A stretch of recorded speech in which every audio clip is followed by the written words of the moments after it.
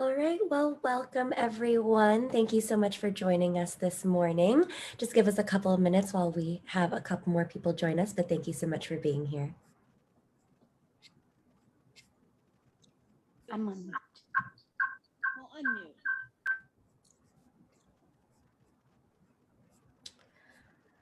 All right, perfect. Well, again, welcome everyone to this virtual tour of the Timken Museum. We're so excited to have you with us this morning. Just a couple of housekeeping things before we get started. Please keep yourselves muted throughout the presentation while our two docents present today. If you have any questions, kind of throughout today's presentation, please feel free to use the chat function inside Zoom in order to drop your question, and we'd be happy to address those at the end. If you are joining us over Facebook Live, welcome to you as well. You can do the same using the comment section there. If you have any questions, go ahead and add those to the chat there, and we'd be happy to address those at the end as well. Lastly, these presentations are being recorded, and they will be posted to our social media channels once finished, so our YouTube channel and our Facebook page. So if you would like to go back and listen to any of these presentations, including previous ones done by the Timken as well, please feel free to do so.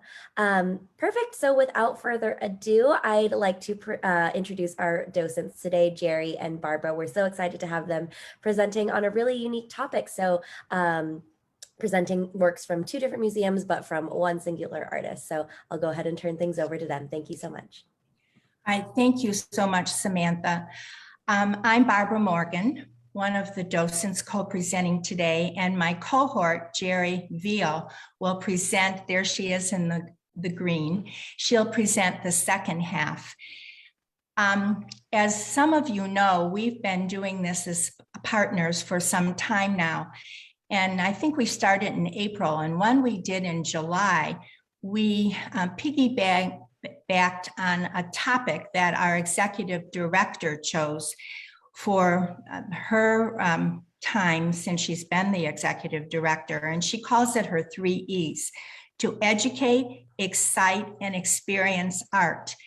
And I was thinking about the uniqueness of our topic today, 2 museums and 1 artist, and yet every topic we have chosen since this one in July really all fall under that same umbrella. So we hope through 2 museums and 1 artist to educate, excite, and experience more art today. So with that, we'll go to the next slide. And as you probably read in the intro to today, our 2 museums, of course, are our own, depicted here, the Timken and then the Art Institute of Chicago. Now, in quality, I would say we're very much on an even keel, but in quantity, we're not. The Timken is known as one of our cities and certainly the world's great small museums, while the Art Institute is known as one of the great larger museums. But the quality of the art is similar. Now, what I'd like to do initially is something a little different on Zoom. I would like to quiet myself for a few minutes and ask each of you to read by yourself silently each museum's mission statement. And they're beneath the picture of the front of the museum. So if you could do that now for a couple of moments, that would be wonderful. Thank you.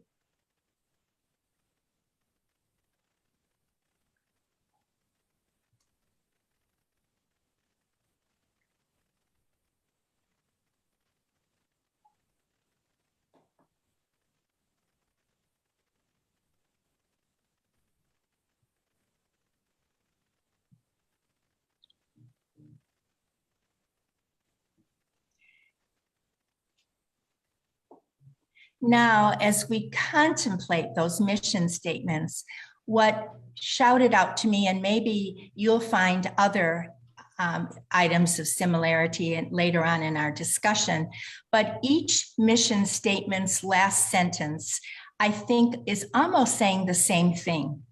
We say at the Timken, the museum celebrates the important role of art as a way of enriching our lives and nurturing the creative spirit in us all. While the Art Institute of Chicago says, We foster the exchange of ideas and inspire an expansive, inclusive understanding of human creativity. These words reminded me of an author that was so prevalent in the late 80s and certainly into the 90s. Stephen Covey, I'm sure many of you came across his book, The 7 Habits of Highly Successful People. And what stood out to me in my reminiscence of that book is he speaks in the first part of it when we're children and teenagers and perhaps young adults that we're searching for independence. But the ideal of us in humanity is to search for interdependence, where we continue to grow and we continue to sharpen our saw and we bounce off of each other. And so that's what our aim is today, that we not only learn from what we see on the screen and what Jerry and I have researched and we're about to tell you, but your ideas hopefully will come through either silently or you'll share with us later. So I thank you for this opportunity once again. So now I will start with my artist, who is very famous on this next screen, Rembrandt van Rijn. And Rembrandt is what he is obviously known as primarily. And this is one of his 40-some self-portraits. They used to think he did 90, but more current research says he really just did 40. And so our picture of him is actually a type of painting that he also did. And he did this later in his career. He did it in 1659, about 10 years before he died. And I believe that he shows he's quite pensive if you look at the eyes, perhaps showing wisdom.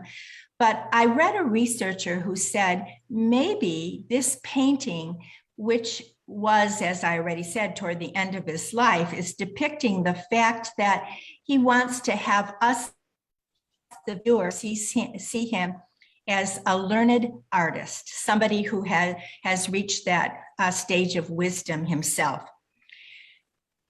So this quote about this, I think, depicts it. By means of a wonderful ability Rembrandt possessed to fix an idea in his mind, he knew how to capture the momentary appearances of emotion wherever they appeared in a face before him. Now, it could be his own face, which he studied as he aged in a mirror, or certainly we'll see as we progress now in the faces of others that he painted. Now, I'd like to say just a few more things about him before we move on to our next screenshot here. As I already alluded, Rembrandt was a beloved interpreter of the human experience. He reimagined the language of his century, which is obviously the 17th century, by combining a close observation of life with the artistic theory of the day. Now, some people say, oh, he was like the great last Renaissance artist or painter, but he really came after that period. He may have had some of the elements still within his painting, but he really comes under that Baroque period, which encompassed the 1600s through the middle of the 1700s. Now, I always thought of the Baroque as being more of the heavy religious themes, but he was not Catholic, so he wasn't a part of that movement to try to reestablish the Catholic Church after the Protestant Reformation. But what his aspect of Baroque perhaps entailed, another purpose of Baroque was to broaden the human intellect and to broaden a global discovery. And I think we're going to see that in some of the art pieces that we look at today. Many of us know about his life already because of our owning one of his major works here at the Timken, but I'll just do a quick, brief summary. He was born in Leiden, which of course is in the Dutch Republic. He attended a Latin school there, and then he registered for 2 years to the famous Leiden University before he started undertaking apprenticeships in art, among them with Peter Lassmann. And Peter Lassmann introduced him to some of the trends that were coming out of, obviously, Italy. And this is where this particular mentor of his had an observation of faces, of hands, and of feet. And we really do see that depicted in the works of Rembrandt himself. He also is one who was, his shapes shouted out to us, or the colors, or the dullness versus the lightness shout out. And researchers have studied that in detail, and they call it the 3D effect.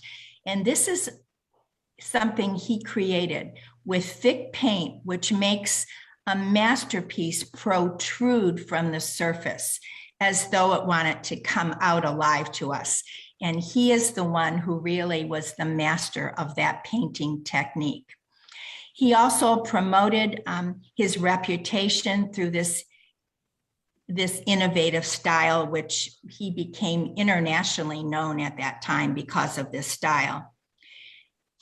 Now, moving to the next slide, Samantha. These two slides depict something that I wasn't as familiar with until we studied the Art Institute of Chicago. He was known, certainly in his day, more for his technique of etching than he was for painting. And I will specifically use these examples here when I finish explaining this process that he used. The technique of etching is a technique in which a plate, and in his case, well, they're all metal plates, but he used copper, and it was covered with a protective coat of resin. And then he scratched it with a needle to scratch out the design, or and you see two of them here, that he wanted to then immerse in a bath of acid. And this acid then bit into the metal wherever the resin had been removed by the etching. The action of the acid then produced lines of a slightly irregular vibrating quality, and we can see it on both of these etchings. So when we see the word etching, or we see the word, well, I can't think right now of a synonym, but it would be, I think, pretty obvious. His etchings then, as I already said at the prelude here, and not his paintings, were responsible for his international reputation initially.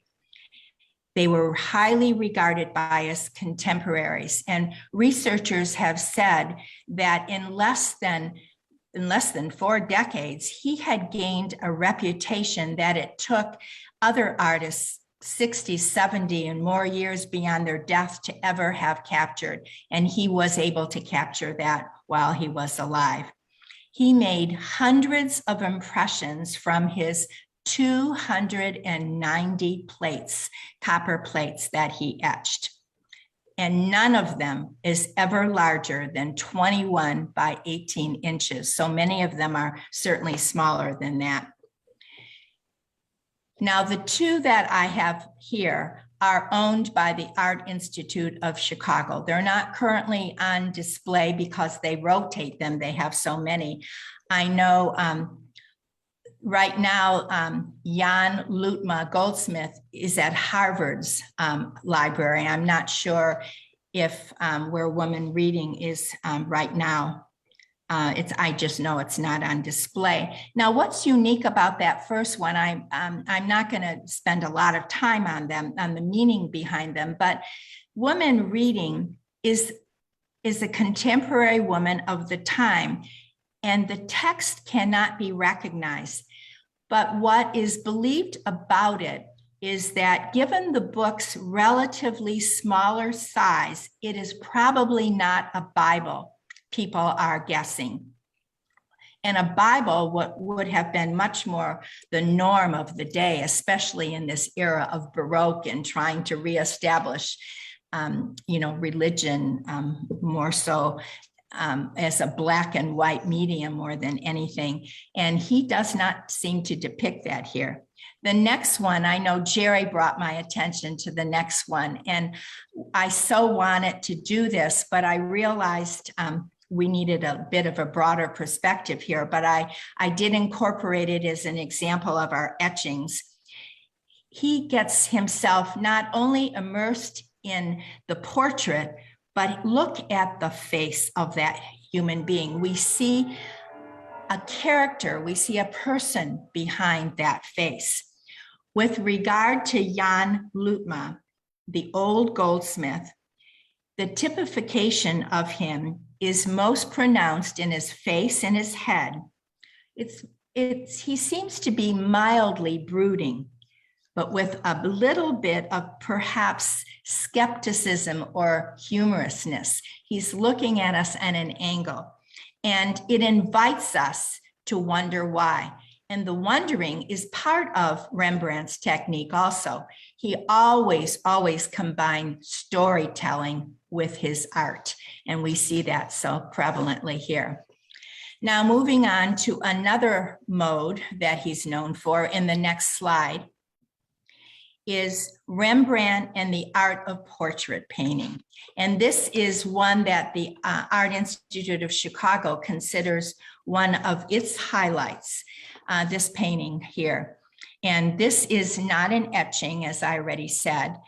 This old man with a gold chain was done actually in the earlier part of his career.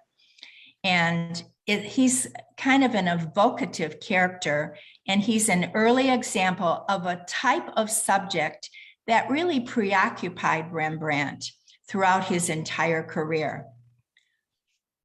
Although he did create, Rembrandt I'm talking about here, landscape, genre paintings, and the occasional still life, he mainly focused on portraits and historical paintings and biblical paintings.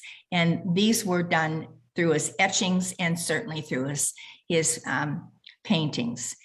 As an extension of these interests, the artist studied the effect almost always of a single figure, made dramatic by the use of costumes and subtle lighting. And Rembrandt himself was known to have possessed these costumes. He collected these costumes to transform his models into these characters. Now, if we look at the gold chain and the steel gorget, which is that neck piece that he has above the gold chain, these suggest an honored military career. However, the plumed beret evokes an earlier time. And when I looked that up, that plumed beret was actually worn by civilians 200 years previous to that. So he's telling a story here of dichotomies, really.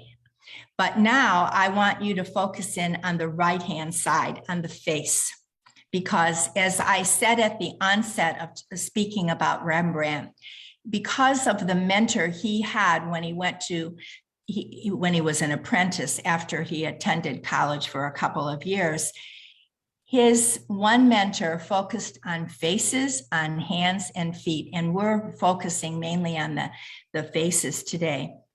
This man is depicted as weathered but watchful. He's glowing with pride, yes, and he's glowing with humanity. And humanity is not always, look at me, I'm this wonderful military man. It's showing sorrow and suffering and all aspects of humanity. Here we have texture depicted. Look at the texture on the right of the man's hair. The texture of his skin is weathered, but I really was drawn to his eyes. If you can see it on the screen, it's not the same as seeing it a little close in person, but his eyes are pinkish around the edges, which would depict a very much a contrast with his attire, the rest of it.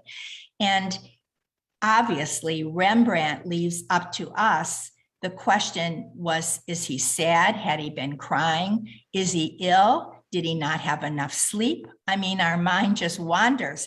And that is always done intentionally with Rembrandt because he tries to tell a story through his photographs. Now, this unidentified sitter in the decades or maybe even century or two beyond his death, people used to think it was always his father. But researchers from about the last 50 to 75 years are not so sure anymore because it has been discovered that Rembrandt used a lot of people in his neighborhood, many of whom were Jewish. And they said that was really not a commonality in that time because of the Christian perspective on what, certainly in Italy and Spain predominantly, they were trying to uphold the Christianity. And he didn't care. He just went ahead and believed in humanity as a whole. So in this painting, as we're about to embark on our own museum now, we witness Rembrandt combining history and portrait painting. He uses costumes and accessories. Quite elegant, I might add. Now, our next slide belongs to the Timken. And Jerry and I are both aware that this particular painting has been done quite often, either by us or certainly by some of our fellow docents as well. But yet it's our only one, and it is the one that is people come to the Timken to see because it's the most predominant one on the West Coast, if not the only one of Rembrandt's on the West Coast. So Rembrandt remained interested in his life, as I said already, in history and biblical painting. And this obviously is the biblical painting. The subject of this large dramatic painting is from the later period of his life, maybe his more mature period. It's obviously St. Bartholomew, one of the original 12 apostles. And the apostle was flayed alive for his beliefs. And we can see in his right hand, he holds a butcher's knife, a symbol of his martyrdom. But now as we focus on the right, the saint and his face, you can see the light and dark, which we know we've mentioned and certainly other docents have mentioned before.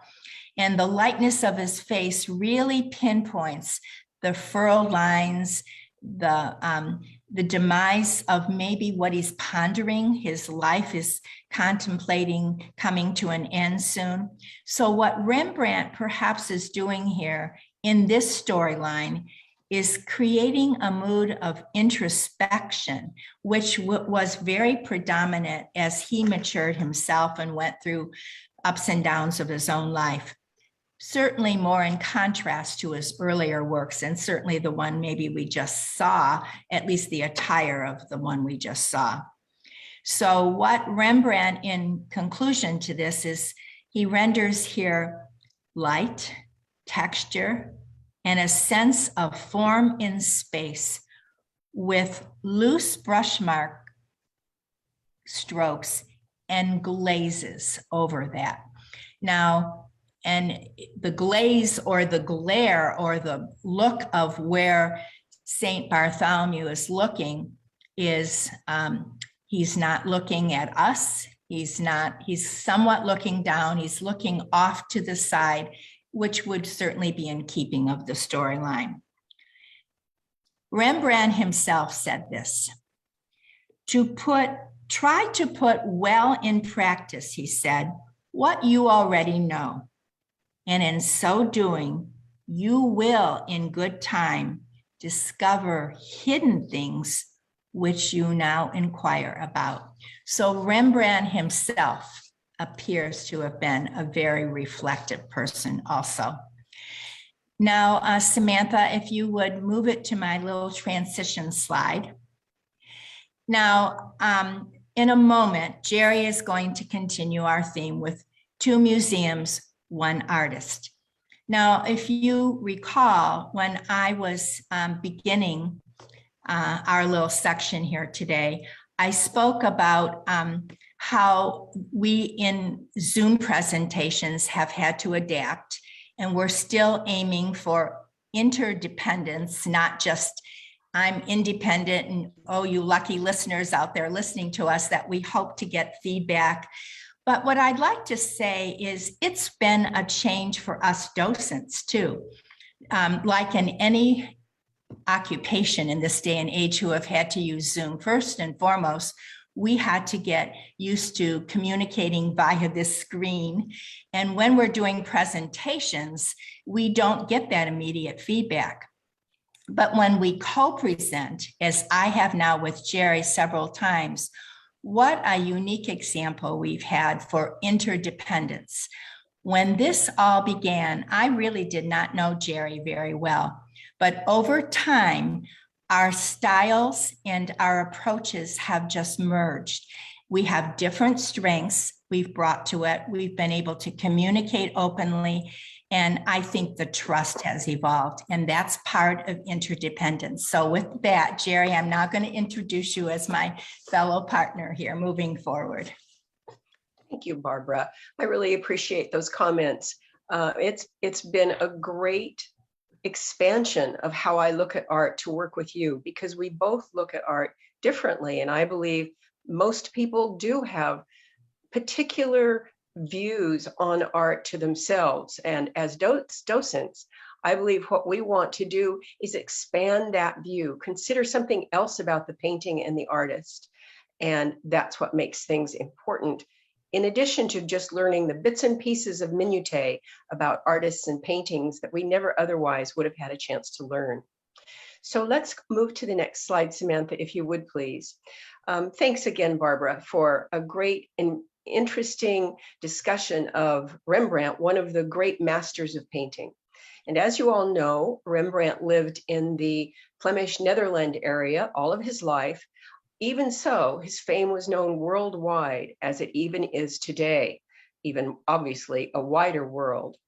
We are now going to look at another well-known artist celebrated by both the Timken Museum and the Chicago Institute of Art, also living at the same time as Rembrandt, but many miles away in the Spanish kingdom in the Southern Peninsula, the kingdom of Philip III and Philip IV. Regardless of all of the Protestant activity up in the north, the Spanish era of this time is still passionately committed to the Catholic Church orthodoxy.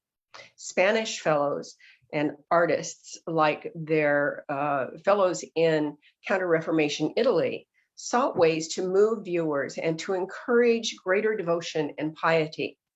Scenes of death and suffering depicted in the Spanish Baroque style had great appeal in Spain and provided artists with opportunities to show extreme emotion and elicit passionate feelings. Ideally situated for this style in time and place and mentality, Francisco de Zuberon, born in 1598 in Fuente de Cantos, Spain, was apprenticed at 16 to Pedro Diaz de Villanueva in Seville. There, he formed a lifelong friendship with fellow student Diego Velázquez, who some consider Spain's greatest painter during the Golden Age. Zuberon, however, is considered more representative of this period because Velázquez moved to Madrid and worked exclusively for the royal court, while Zuberon consistently produced ecclesiastical and monastic subjects for the wealthier religious orders. The majority of his commissions came from the Dominicans, the Franciscans, and the Mendicants, and the Spanish cardinals in Rome. Interestingly, these commissions enabled Zuberon to remain independent, even to the point of refusing appointment to the Seville Guild of Painters, because he feared they would control his painted subjects and his style. Sitting in the middle of the holy trinity of Spanish painters between the departure of Velázquez to Madrid and the ascendancy of Murillo, Francisco de Zubarán occupied the role for the Spanish city's official painter of Seville. His painting was unique inasmuch as it blended a direct approach to his religious subjects with a penetrating aura of spirituality. Known as the Spanish Caravaggio, owing to his forceful use of chiaroscuro, his subjects were more severe and more chastened than those of perhaps Rembrandt and even Caravaggio. The style he became known well for created emotional effects with sharp contrast between dark backgrounds and light foregrounds, with dramatic tenebrism where human shapes and features are often depicted in shadow. He was particularly proficient at executing draperies and clothing, probably because his father was a silk merchant and he was very much familiar with those items. Zubarán embodied his saints, his friars and apostles with a rigid figurative modeling and a refined naturalistic simplicity. Though unique among his contemporaries, his view of the material coalescing with the ethereal was in keeping with the Counter-Reformation theology of the 17th century, pursued through the Catholic Church of the day. The church was very vested in the idea of spirituality presented in the earthly form. The reforms being pursued by the church were perfectly suited for the emergence of St. Francis, with his vows of chastity, poverty, and obedience, a favorite subject of the time. Zubarán purportedly painted 34 versions of St. Francis, often for Franciscan religious orders and private individuals. This painting in particular is the most recent acquisition by the Timken, obtained in recognition and in celebration for the Timken's 50th anniversary in 2015. As you can see in this painting, St. Francis in Meditation, done in 1635 in oil on canvas. This is a vertical style painting done in a very austere, quiet, and meditative portrait. St. Francis wears a Capuchin friar's robe with its distinctive pointed cowl. This order of monks is a subsidiary of the Franciscans, established by St. Francis established in 1525 in order to return to the more strict observance proposed by St. Francis and his emergence in 1209. The saint is deep in contemplation or meditation, his mouth slightly open with a skull in his hands. Now, this skull is known in painting as a memento mori, or a symbol of death, or a reminder that life is fleeting and the time for piety is now. Zubarán's skill with chiaroscuro and the use of deep darkness and the gradations of light can be seen in the background of the painting, while his equal skill at tenebrism can be seen in the figure and the fabrics, the darkness and the violent use of the contrast between dark and light. You can see where the robe has been patched across the chest, sewn to another piece. You can also see the folds in the robe. It kind of tells us that that's a really stiff fabric. If we could see it better, perhaps it's very, very poor fabric, maybe burlap, maybe some type of canvas that's been dyed. And were we able to see his waist, we would see one of St. Francis's attributes, a rope used as a belt tied with 3 knots dangling, those knots signifying his devotion to piety, poverty, and obedience. Although not commonly seen today, a skull is really not that unusual for the time as a means of meditation. Frequently, churches and monasteries, of course, are right next to or at least oversee burial grounds. And in olden days, those burial grounds may have been relatively small. And when it came time to bury those that had recently died, the burial grounds were full. So the monks would perhaps disinter some of those older bones and move them out to make room for the new inhabitants. Those bones would be cared for and revered by the monks and placed aside in separate locations. If any of you have seen the Paris catacombs or read or seen pictures of them, you will know that those catacombs have rooms and rooms filled floor to ceiling and wall to wall with old bones. And that's very likely what has happened here. The monks have disinterred and cared for these old bones, and they find them to be a great focus for the contemplation of what life really means and what happens after we pass. Now, St. Francis was born in Italy about 1181, maybe 1182, to a very prosperous family of merchants.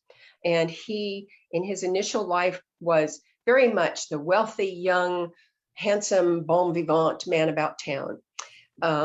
He, at about 20, went to war, joined the army and went to war, and unfortunately was captured and was a prisoner for a year, became very, very ill.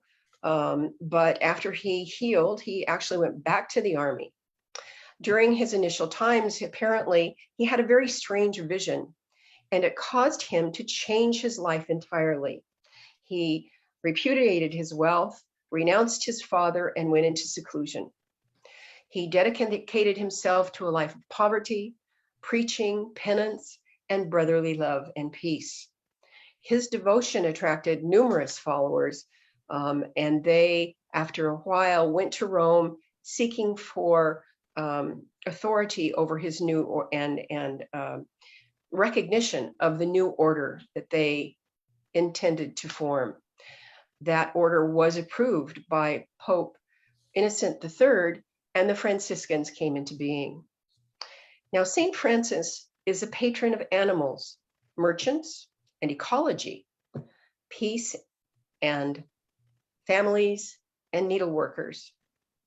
Pope Francis, the current Pope, has said, "The poor man of Assisi gives us striking witness that when we are at peace with God, we are better able to devote ourselves to building up that peace with all creation, which is inseparable from peace among all peoples."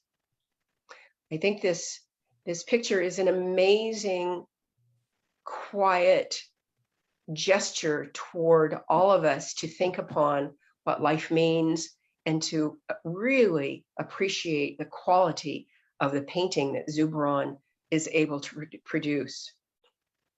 Now, from this incredible work at the Timken, let's see what Zubron has held at the Chicago Institute of Art. Here you see another painting. Thank you, Samantha. Here you see another painting evidencing all we have learned about Zubron's skills, the powerful crucifixion done in 1627. Again, we see the stark, dark background, bringing the subject matter dramatically to our attention. We see the tenebrism along the body, making his limbs pop out, showing the light shining dramatically on his left side. Zubron painted this crucifixion for the monastery of San Pablo el Real in prosperous Seville. The painting was hung in a dimly lit sacristy, excuse me, where it was installed, the image of Christ awing the faithful, and the lighting making the image appear more as a statue than a portrait. Zubron envisioned Christ suspended outside of time and place, emerging from a dark background. The austere figure has been both idealized in its quiet, graceful beauty and elegant rendering, and humanized by the individualized face and insistent realism. Strong light picks out the anatomical detail in his skin and his stomach and his arms, the delicate folds of the loincloth, the rough wood of the cross and the bulging nail heads, and at the bottom, the blood running from his feet down to that scrap of paper at the base of the cross, and on that scrap of paper, the date of the painting and the name of the painter. Very interesting. Once again, an incredibly powerful tool of the Counter-Reformation to inspire piety and devotion to the Spanish Christian Orthodox theology. Now let's look at Signor Zubron and one of his less dramatic paintings. If we could move to the next slide, please, Samantha. Here we go. Here we can see that Zubron apparently was quite a fan of Sir Anthony van Dyck. Look at that facial hair and the lace collar. We don't know exactly when this painting was painted, but it is purported to be a picture of Zubron. Quite the dandy and a really interesting etching, I believe. Not a portrait, but an etching, I think.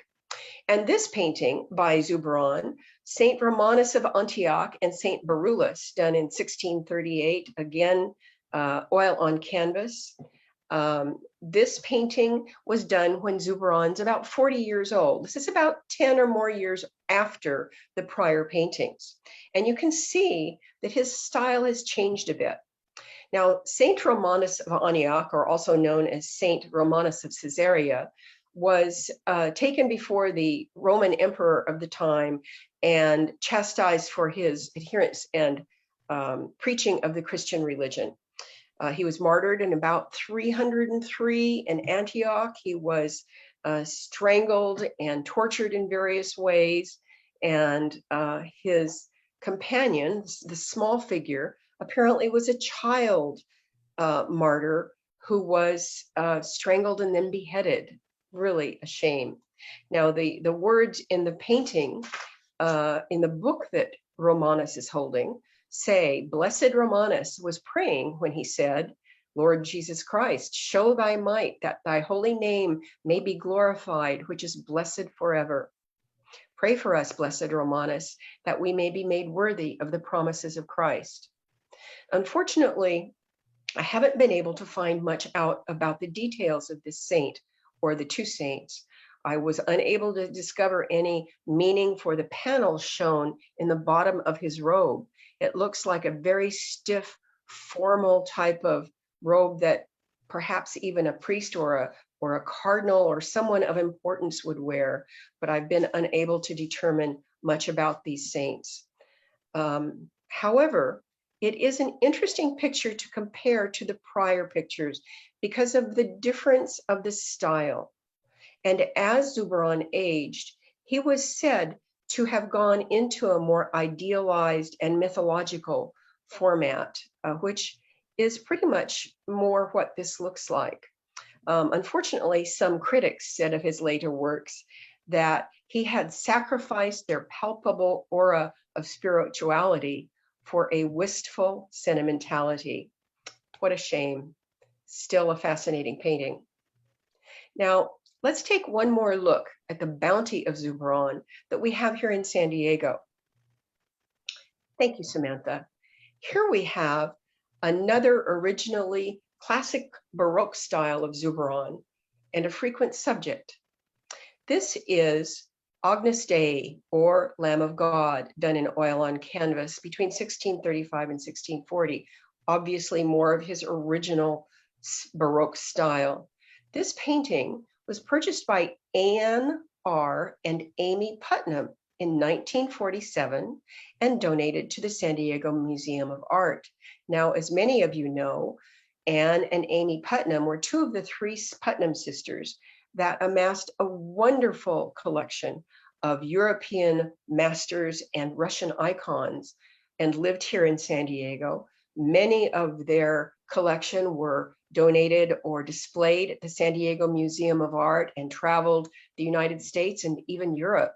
But early in the 60s, the Putnam sisters formed a Putnam Foundation and partnered with the Timken family to bring to life the Timken Museum in 1965.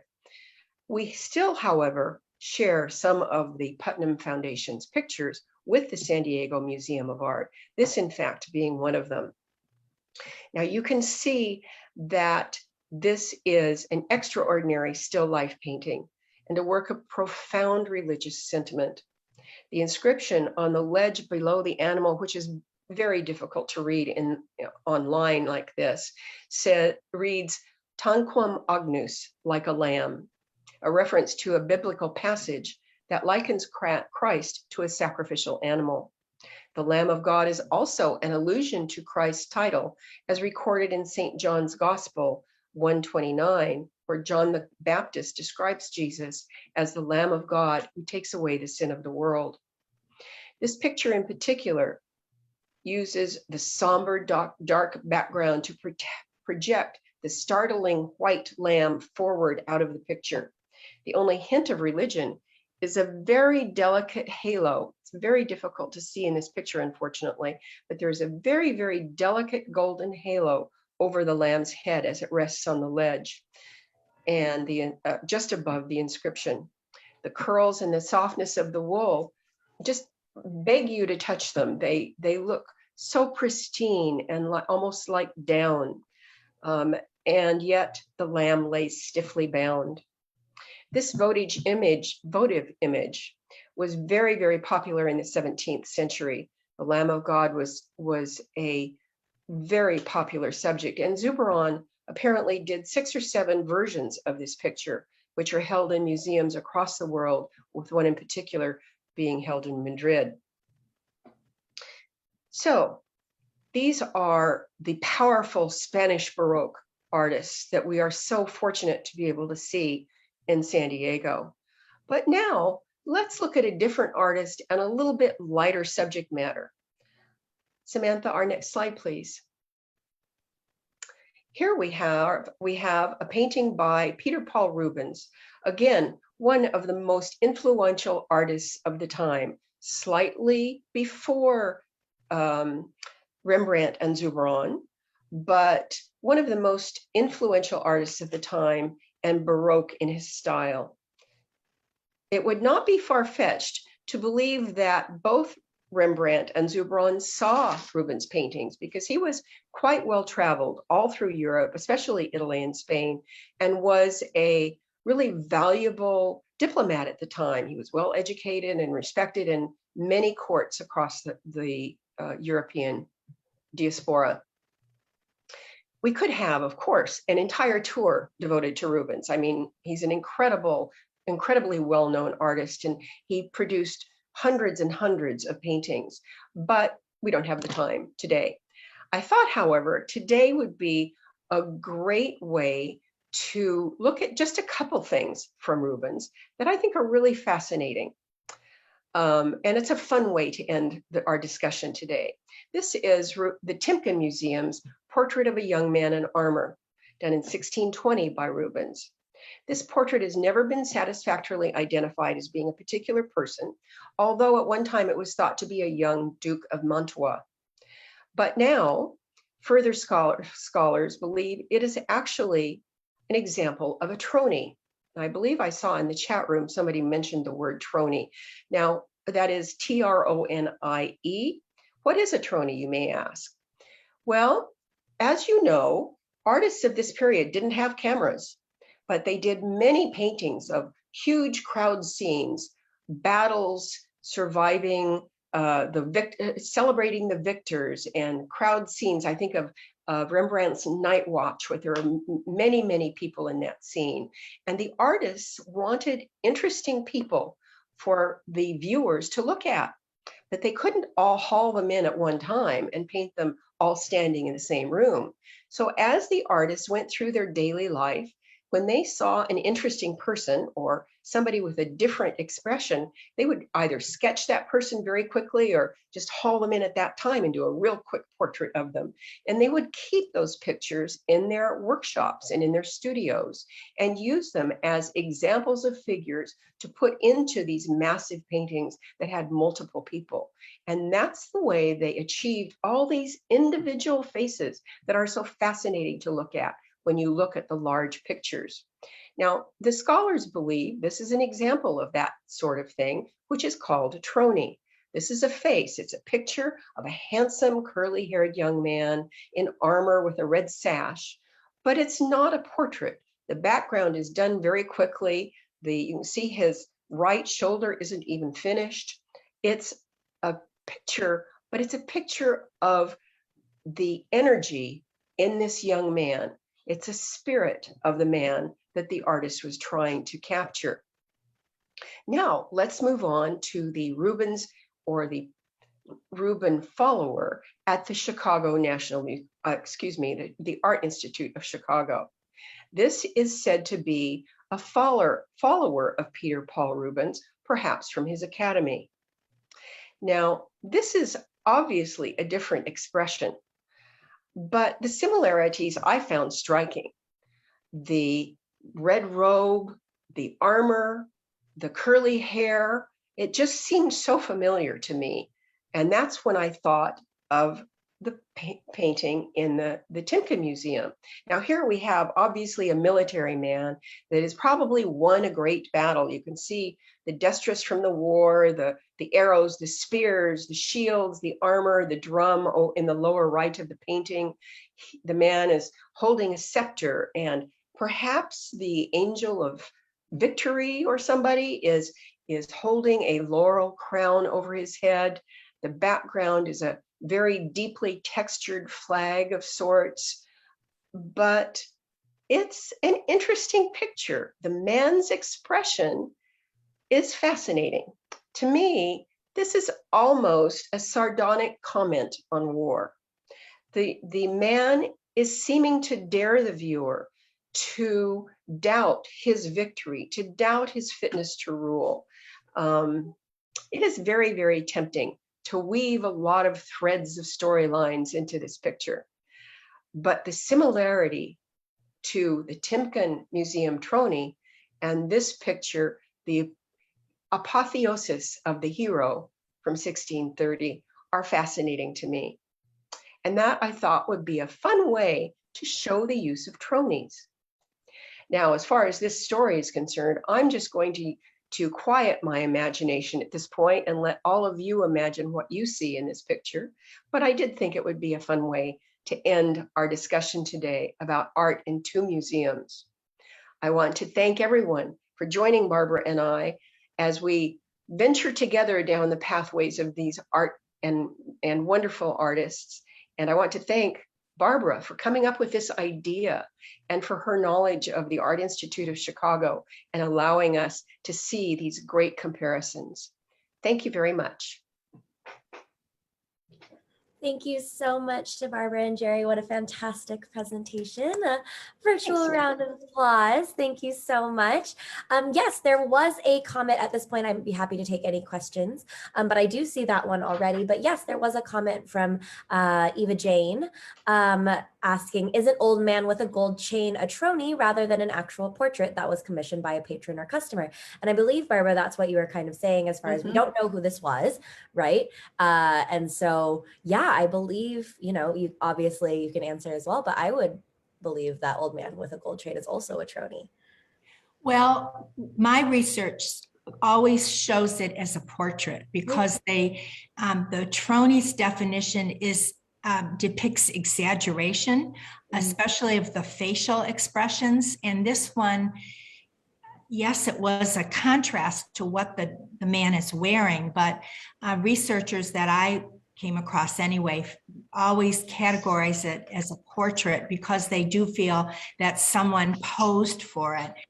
And the discrepancy in what I said was that for decades they thought it was Rembrandt's father, but later research has indicated that maybe not, that it was, you know, a gentleman that posed from his neighborhood or something like that. So, but that's what I know about it. Perhaps, is it Ava who asked the question? She might have further insight on it. Do you at all? Maybe she does. No, it was just a question that I had. I don't know anything more about it. Okay, well, that's what I looked it up again. I purposely looked at your question and I was looking up some research as Jerry was speaking, and I found the same thing, that people seem to want to call it a portrait and not the other. So. Awesome. Well, thank you so much, Ava, for that question. If there are any other questions, I'd be happy to take maybe one more, but otherwise, while you might be typing, I'll just again mention that This presentation and other previous presentations from the Timken are recorded and posted onto our social media channel. So if you would like to go back and watch this presentation or any other previous presentations, please check out our Facebook page or YouTube page where you can find those presentations there. And if you want further information on future presentations being put on by the Timken, please check out our website. But I don't see any other questions. I see lots of thank yous from Facebook from Bill, Tracy, and Estella. So thank you so much. But otherwise though, thank you so much again to Jerry and Barbara for a fantastic and really interesting presentation. And I hope everyone enjoys the rest of their day. Thank you so much for joining us. Thank